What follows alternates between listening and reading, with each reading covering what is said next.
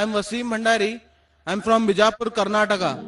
I asked one of my friends to come to this program, but he said, I cannot come, but I have a question, and you asked this question to Dr. Zakir Naik. So the question goes like this. वो पूछते हैं कि कुरान में एक जगह बोलते हैं कि हर एक चीज का हिसाब लिया जाएगा, and just now you said, और ये क्वेश्चन वो भी बोलता है कि अगर अल्लाह चाहेगा तो हर गुनाह को माफ करके जन्नत में दाखिल करेगा.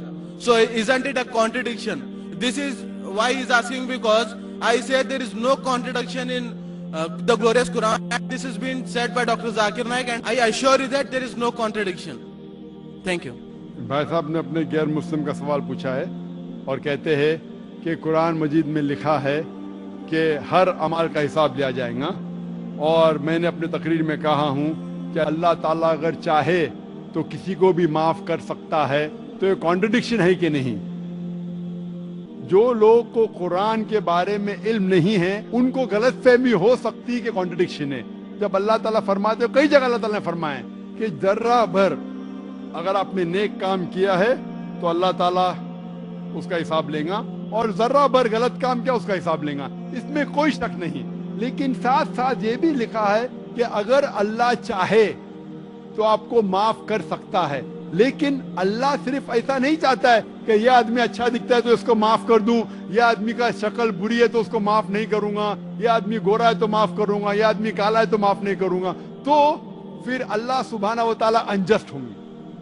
माफ करने के भी क्राइटेरिया है, और अल्लाह ताला कुरान मजीद में ये भी फरमाता है अगर मेरा बंदा तौबा करता है तो मैं उसे माफ करूंगा. तौबा करने के शराइत है. तौबा करने के शराइत है कि अगर कोई आदमी गलत चीज करता है तो पहले उसे मानना चाहिए कि वो गलत है. नंबर 2, उस गलत काम को रोकना चाहिए.